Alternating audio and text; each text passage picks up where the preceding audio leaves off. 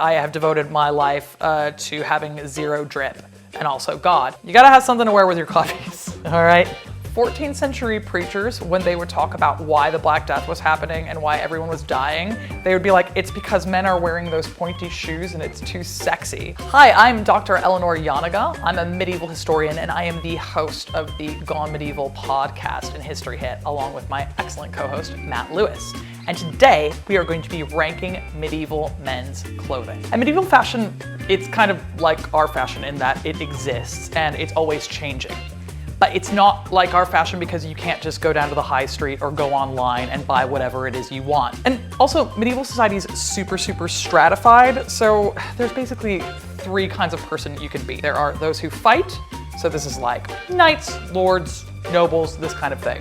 There are those who pray, so that's your basic clergy member. You could be a bishop, you could be a monk, something like that.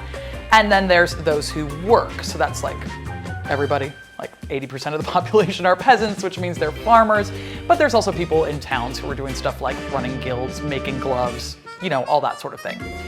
And fashion kind of marks out who you are in this society because obviously, you know, someone who works in a field isn't going to be able to wear velvet all day long, whereas, you know, if you're a noble, you can, right? And the first thing that we are going to do is we're going to rate it. So comfort, practicality, and style. And then we are going to rank it. So S tier, absolutely top, peak, no notes, down to D tier, which I mean, yeah, that's close. So to be clear, this is my subjective opinion, which is the best kind. So you might disagree with me and you're allowed to, but I think you're wrong. So it's fine, you know, like, go ahead, go off in the comments. You're not gonna win, but hey. So first out the gate, we got the codpiece. Good luck to every single other piece of men's fashion because codpiece, girl, it's got everything. So a codpiece is a piece of cloth or sometimes metal that holds external genitalia. I say metal because if you are some fancy lord or knight, you're probably going to have a metal version for when you go jousting because you really want to highlight the junk. Now, in terms of comfort, now I do not own or operate external genitalia. However, getting the gentleman, you know, some extra love, yeah, I'm saying it's comfortable, don't correct me. I'm saying 10. I'm saying 10 because we love a supportive moment, we love a cradling moment, yes. Practicality. There are those who would say that a special pouch for your junk is not practical. Anyone who would say that is not wearing hose or tights as their predominant trouser situation. You gotta cover that guy up. You can't just have him out there. And now you could say that you could wear trousers, but no, I won't, and I refuse. So, practicality, we're gonna go 9. And I'm only not giving it a 10, to be clear, because maybe there's some other situation that I haven't thought of because the codpiece got invented and there's some other way to cover the junk up. So we're going with a 9. So in terms of style, you know she's 10 out of 10. What do you want? She's got ways to decorate, chains, beads. If it's metal, do it as a leaf. Do it as a shell. Do it as just big junk. Look, the possibilities are endless. Beadwork, embroidery, you can just really get that junk the attention she deserves, okay? So codpiece for style, we're going 10 out of 10. And baby, with this ranking, that's straight to S tier. Good luck to everybody else. You're not a codpiece. Sorry, you can't be her. Okay. Harigut. Ooh, the Harigut. So Harigut is kind of like a onesie in many ways. Hariguts are kind of worn by everyone, especially sort of earlier and medieval period because it's easy to make, right? Anyone can kind of do this. You just sort of need some cloth, cut some armholes out, sew it up, and you're ready to rock. You know, you're gonna wear other clothes over it, but this is really great for the winter. You can have all kinds of different styles with it, and you as an ordinary person can make this and make it stylish in any kind of way, which I love. And I really dig that you can kind of like have your own patterns, you can dye it in all sorts of different ways. So there's a possibility for expression, but we're gonna have to say that like comfort's gotta be huge on this. Like, look, it's like wearing gym jams. We like that. So huge points for comfort. We're gonna go 10 comfort on the Harigut. Practicality. Practicality is really the key with the Harigut, right? Because you just don't need to think about it. You throw it on and you're good for the day. Especially having the hood, like if it's raining or something and you're out in the field, you're plowing all day. Most people are plowing all day. It starts raining, you just pop it on, you're ready to rock. She's a 10. There's nothing more practical than the Harigut. You just roll out of bed, you throw it on over your underclothes. You can plow in it. You can get down the market in this. If you're a kind of fancy person, you can have like a velvet Harigut or something like that. That's completely within the realm of possibility. You can customize it. So it works for basically every echelon of society. So incredibly practical. In terms of style, this is where we're falling down, right? Because the whole point of the Harigut is that it's like entry level. It's just a piece of clothing that you put on in order to not think about your clothing, right? It's the jeans of the medieval period. It's the thing that you put on when you don't have time for all of this nonsense. So this isn't to say that you can't make it your own. This isn't to say that you can't style it, put some cool colors in there, something like that. But it's never gonna be something that you wear to court and are like, this is like the fanciest that any guy ever got. So I guess we're gonna give it maybe a 7 on style. So I think overall we're putting a Harigut at B tier. Really just a solid piece of clothing. Good job, the Harigut. Ooh, okay, so next we've got the doublet. So doublet is kind of like a later medieval fashion. And they are kind of a quilted piece of cloth. It's usually got a couple of layers to it, and it does a couple of things. One is that you wear it underneath plate armor so that plate armor doesn't feel so awful. You know, like if you're in a tin can, you're gonna want a little bit of a pillow in between that. But it can also be a fashionable item that you wear at court. Now this is rich people stuff, right? Because rich people are the ones who wear armor. And even if you're not wearing armor with it, what it's saying is like, oh, at any moment, I might have to like go put on some armor and get on my charger and, I don't know, joust, go to war, whatever, you know, the stuff that rich people do, right? This is what a doublet does. But this is like a nice little doublet, like cute little kind of like pearl buttons. Love a pearl button moment. He's got a little lacy collar, that's very cute. A little bit of a belt to show off your waistline, gentlemen. Comfort, pretty comfy. We're talking about a world without central heating.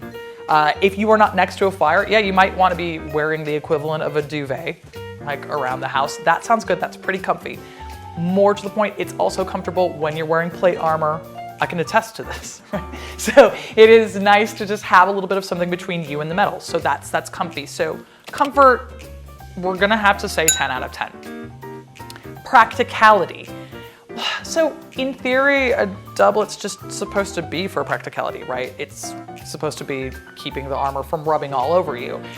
But, I mean, let's be real. Oh, are the pearl buttons, is that practical? That was a practical thing. I needed to have the pearl buttons so that my armor didn't rub. So, sometimes it's not actually about practicality, is it? Sometimes it's another way of just kind of like thinking about fashion and indicating who you are in terms of ranking in society. So with a doublet like this, I don't know that we can say practicality over 6 because I think that homeboy is gonna change. If he goes to put armor on, that's all I'm saying. In terms of style, she's cute. I like buttons, I like a little bit of lace, but I would say that it's never gonna be like the thing that I would notice about your outfit. I'm probably gonna look at your little baggy shorts, I'm probably gonna look at your hose, I'll probably look at your shoes before I look at the doublet. So maybe about a 6, because in and of itself, it isn't that fashionable, right? It's something that you are going to have to style up in order to make it fashionable, in order to overcome the fact that in theory, this is a piece of clothing for comfort and practicality, right? So you're always gonna be trying to overcome that. This is like a Harigut for later medieval rich people. So it's going B tier. Like yeah, it exists. I'm happy to see one. They're kind of neat, but like, is it gonna get my pulse going? No. Ooh, we've got the Houppelande. I love a Houppelande. So these are kind of like, they come in sort of like 15th century, kind of late medieval, and they are like a really big shirt or like a really big robe. If you kind of think about like a fantasy wizard, that is kind of what you're actually thinking that they're wearing a Houppelande, right? Houppelandes are kind of cool though, because one of the things they allow you to do is really style it up. So this guy's got kind of like cool cuts in his sleeves to really accent the sleeve, which I think is neat. Now, how do we then rate this? So, I mean, she looks comfy. I think we got to go 10 out of comfort for the Houppelande. In terms of practicality, this is the thing. We've just got cloth down to the floor. And what this kind of means is that you're not wearing that in a field. Are you plowing? No. Are you making hay? No. You're not milking a cow in this. This is for rich people. This is for rich people to ponce about and they don't do real work, so they can just wear a giant floaty thing, right? So it's not practical. So we're gonna have to say, like, it's a 3 on the practicality scale, unfortunately. In terms of style, a lot of how it's deriving its style is by saying, I'm not poor, which I don't love. You know, team regular people. It's nice that you're rich. I enjoy looking at your Houppelande, but I don't like you kind of like stunting on other people and determining your style from that. So we're giving it a 3 because be nicer to people without money. So the Harigut, that's the everyman's version. So it's got to go below Houppelande, your C tier. That's how it is. Ooh, the Chlamys. Imperial style. Okay, so the Chlamys, this is something that we see specifically kind of over in what we call Byzantium, but what they would have told you was the Eastern Roman Empire, right? And in the Eastern Roman Empire, they do things most Romanly. So the Chlamys is in a lot of ways a continuation of traditional Roman styles from the late antique period. And a Chlamys is kind of like, there can be all sorts of different ways of doing this, right? So if you are in the imperial army, you wear one of them that's just kind of like a really basic square. It's just kind of cut off. If you're the emperor, you get to go nuts on it. And this is something that you would wear for big imperial occasions to kind of let everybody know who you are. So in terms of comfort, depends on the Chlamys, right? Because if you are one of the guys who is in the army, it's probably pretty comfy. It's probably just like a piece of cloth that just drapes over you. It's not gonna get in your way. It's kind of an everyday piece of clothing. For an imperial guy, I don't think it's gonna be that comfy because it is gonna be really heavy. So given all that, I think we're gonna have to say it's a 5 because it really depends on who's wearing it. We can't just rank a Chlamys. We've gotta think about all the possibilities of a Chlamys, so 5. In terms of practicality, again, I guess it depends on who you're asking, right? Because it's very practical if you're in the army and this is just the thing you threw on. If you're an emperor, the point is that it isn't practical. I'm gonna maybe just say 6 on that, so a little bit over average because, you know, you could hitch it up, move it around a little bit, make it a little bit more practical, but it just really depends on who you're asking. In terms of style, she's pretty stylish. She's a stylish girl. I mean, I love this continuation of Roman stuff. That's fun. You know, like it's very, very cool to kind of do a little cosplay about the Roman Empire. Great, we like that. The style points, we've got to go to a 10 on style. So altogether, I guess everything's ending up in B tier. The only thing that's really bringing the Chlamys down is the fact that it is something that you need to kind of style out. I don't really know what you mean by that. B is the safe place to put it. The Bourrelet, you know, bring it back. This is, I want to see more people wearing a big thing that looks like a breadbasket on their head. It's very, very good in my opinion. So a Bourrelet is kind of 15th century, late medieval sort of thing. And it's constructed by rolling up cloth and kind of wiring it so that it stays in place in a jaunty fashion such as this. Is it comfy? I think it's probably very warm. We could say that. Again, it's a world without heating. You gotta go outside sometimes. You lose a lot of heat through your head, right? So having a bunch of cloth on your head is gonna keep you warm, so there's that.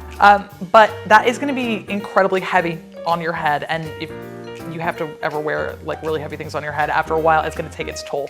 So I gotta go low, kind of on the comfy score here. It's gonna probably be 4. In terms of practicality, you aren't exactly gonna be able to like do work with all of that going on. Once again, you know, if you're out there in the field, this is just gonna be a nightmare. You can't tuck and retuck. It's under your chin as well, right? So it's kind of also restricting how much you can really move your head around. So it's not very practical. Maybe a 2. Sorry, Bourrelet. It sounds like I'm mad at you. I'm not. In terms of style, but she's a 10. She looks so good. Like, look, jaunty red. It looks like I'm smuggling a baguette underneath my headdress. Yes. Oh, I'm mad. I'm sad because I'm gonna have to put her in the D tier. But I like it. Do you know what? Yeah, look. I'm the boss. We're putting it in A tier just because, like, sometimes it's better to look good than to feel good. How about that? It's arbitrary. It's capricious. It's an A. Done. Ooh, next up is the surcote. Surcotes are cool. Surcotes can be kind of any number of things. And here we're seeing it worn by a jaunty little knight over his mail. Surcotes, especially, you get a lot of them in what we call like the high medieval period. So kind of like 10th century to the 13th century. And anybody can make this because it's essentially just like one big piece of clothing with a, neck and arms cut out. So that's really cool. I like that it's kind of entry level for anyone. Comfort is pretty high here. You're probably gonna get a 10 on comfort. I don't know what could be much more comfortable than a surcote. In terms of practicality, extremely practical, right? Because this is something that's doing a job. It's the equivalent of a uniform. It's the equivalent of a high-vis vest, right? Just kind of noting out where you are, what you're doing, who you're with. So it's workwear, and it is incredibly practical for these purposes. So again, this is a 10. Gotta go with it. In terms of style, I mean, it's stylish in that, if you've got a really cool coat of arms, it can whip. But what if you've got like a really rank coat of arms? They exist. Like, sometimes like people just have like a weird frog or something and it's like, well, actually no, I take it back. Weird frogs are cool. But like, what if you've got like one of those really boring ones that's just like a bunch of crosses? That's no fun, right? So I think that the style is low on a surcote. So I think that maybe we could go like a 3 on style. I think it's kind of a D. It's just like, it's not setting my world on fire. I'm like, oh, that's a surcote. I know what that's for. Cool. But I'm not like, oh, dreaming of medieval fashion. I hope someone gives me a surcote. Like it's never gonna be like that, no. Ooh, next up we've got the Loros. This is a cool guy. This is, again, Byzantine. And it can be kind of confusing what a Loros is based on pictures, but it's this kind of like big sort of like scarf thing that's worn down the middle. So, you kind of would probably have undershirts or something on over it. And it's like just there for the purposes of fashion, right? Again, Byzantine things are very particular, right? Because we are probably not putting comfort first. Let's just put it that way, right? This is imperial regalia. This is about making a point. So comfort's gonna be low, right? Because this Loros in particular, like, she's covered in pearls. You have gold on here. You've got beads on here. You've got tons and tons of embroidery. This is gonna be incredibly heavy and it's worn directly around your neck. No one's doing this for fun.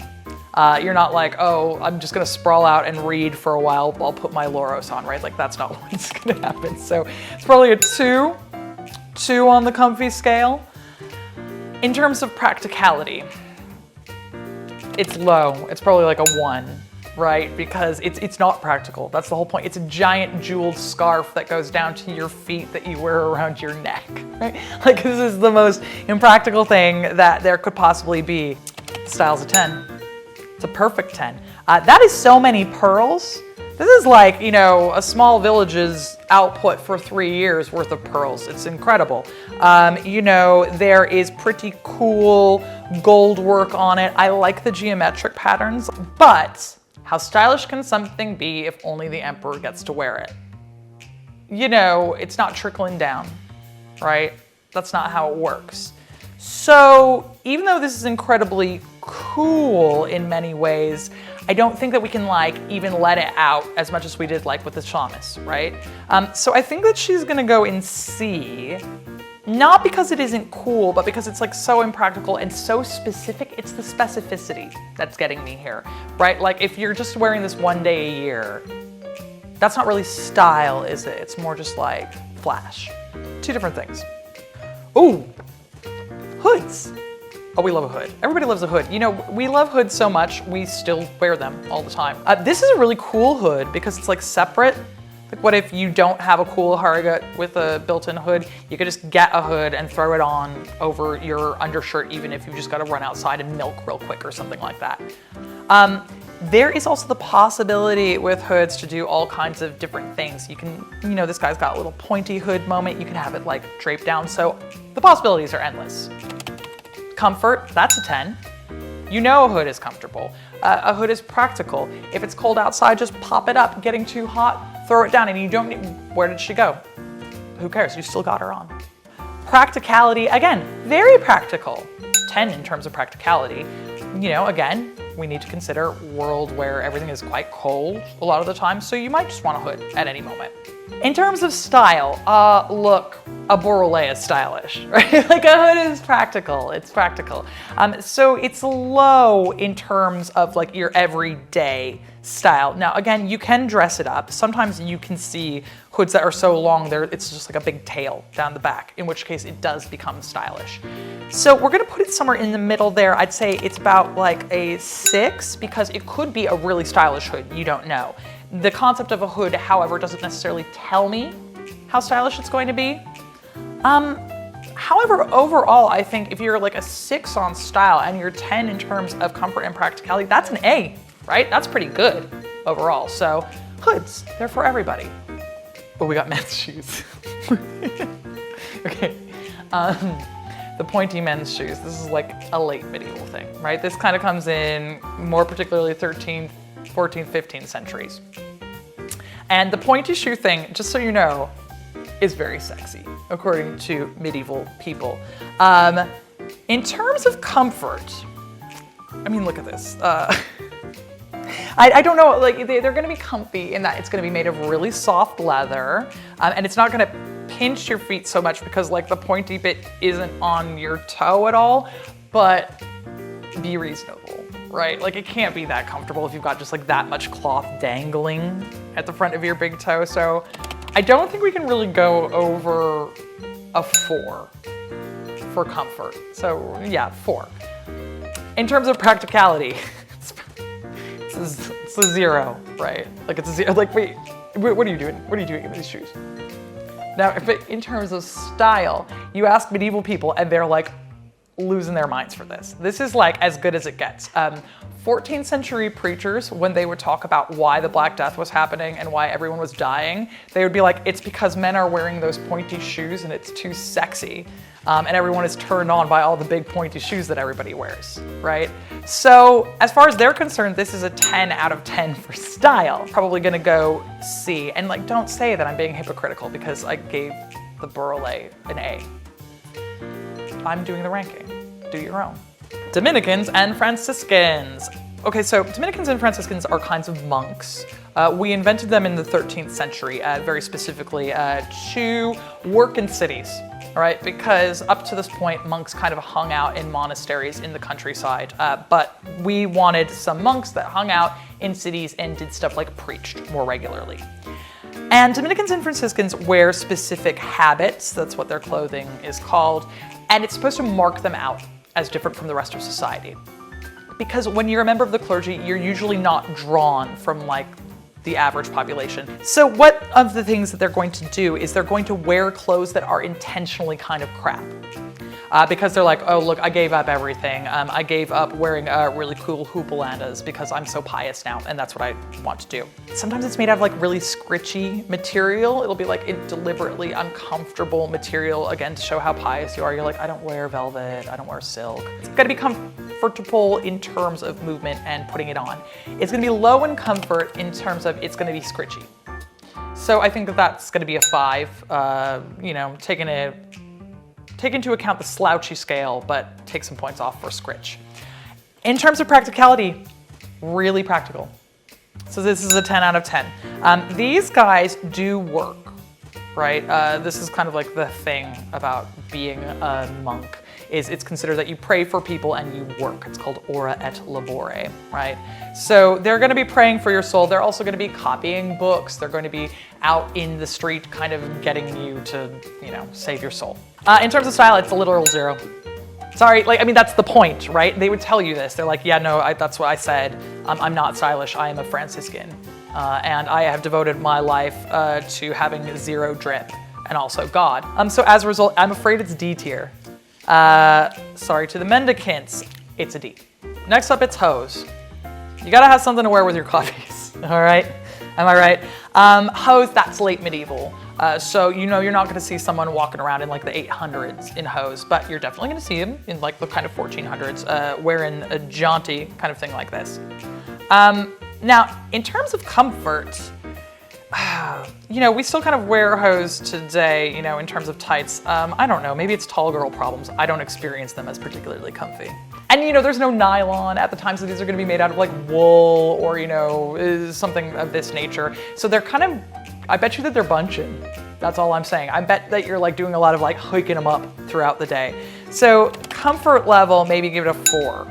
Maybe give it a 4, something like that. In terms of practicality, they are kind of practical though, right? You get a good range of motion in hose. You could throw your leg over a horse really easily in this.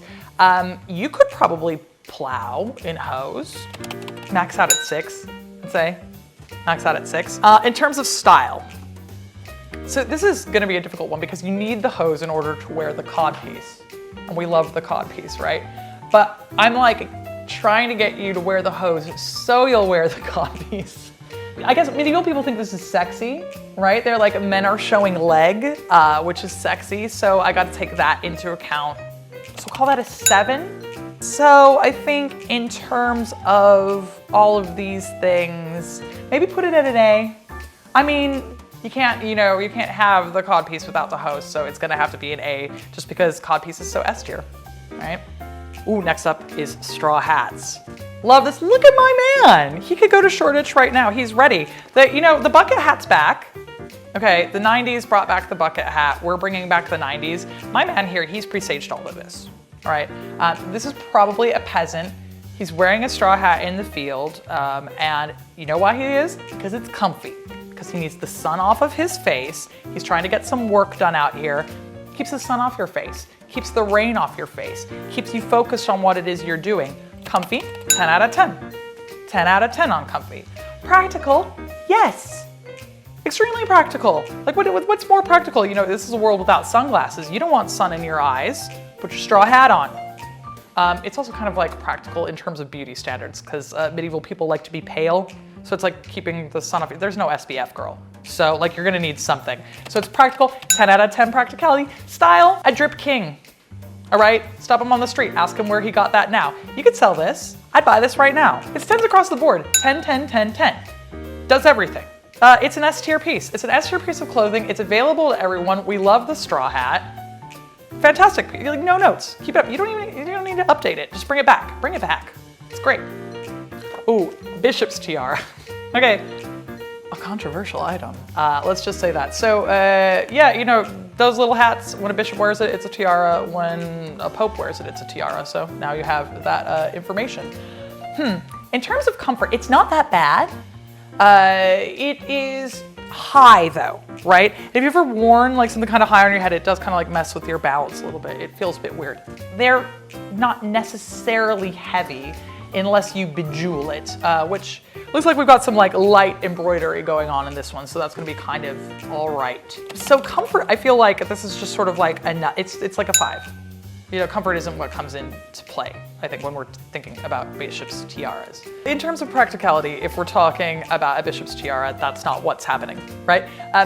The only thing that's practical about it is it's the Middle Ages, and for modesty, you cover your head, right? And so here we go, he's a priest, his head is covered. It's doing that. We'll give it a 7, because it's doing a job. In terms of style, controversially, I like a tiara, all right? Like, we've all seen Rihanna. Okay, you saw her when she wore one, looked impeccable, right? So there's a moment here for some style. There's an opportunity here to really kind of like rock something. So it's not uncomfortable, it isn't impractical, and it is stylish. So I think that makes it an A. Yeah, I'd say style's on 10. That's an A. We're going for it. Why not? Lastly, we got the tabard. What to say about a tabard? A tabard is kind of like, what if a surcote was easier to make, right? Because this is like, it's a poncho that doesn't go all the way around, right? So just pop your head through and you're good to go. And it's doing a similar thing to a surcote in that what it's doing is it's saying who you are attached to. So my man here's got like kind of cool heraldry going on, telling you who he works for. In terms of comfort, it's definitely comfy. Like, you know, it's just kind of an open-sided poncho. It's not gonna be uncomfortable in any way, shape, or form. And if it's cold out, it might be nice to just have another little layer while you're in there. Even if it's hot out, you'll get a good breeze through, so fairly comfy, say a 7. In terms of practicality, again, this is like wearing high-vis, right? It's doing a job, it's telling you which house somebody is attached to. So that's fairly practical. The other thing that's practical about this is so easy to make. Like I could probably make a tabard right now. Will it be a fancy tabard? No, we're not embroidering it, but I could get a piece of cloth and cut a hole in it, right? I contain multitudes, it's fine. So it's practical, pretty practical, so we'll give it a 9 in terms of practicality. You can move about in it, it's pretty good. In terms of style, well, it all depends on which house you work for, right? Rank coat of arms, rank tabard, cool coat of arms, cool tabard. So call it a 5 in terms of that. So it's very comfy, it's really practical, it's not particularly stylish. So I think that we are gonna say that that's a B because, you know, it's accessible. Not everything gets to be a codpiece. So my ultimate medieval outfit for men apparently is a codpiece and a straw hat. So make of that what you will, gentlemen. Obviously, this is just a selection of items of men's clothing in the Middle Ages. It's 1,000 years of history. There's all kinds of things that people wore. So if there's something you'd like to see us rank another time, let us know. I'll try to get to it. I probably won't like it more than a codpiece or a straw hat. But, you know, give it a go anyway.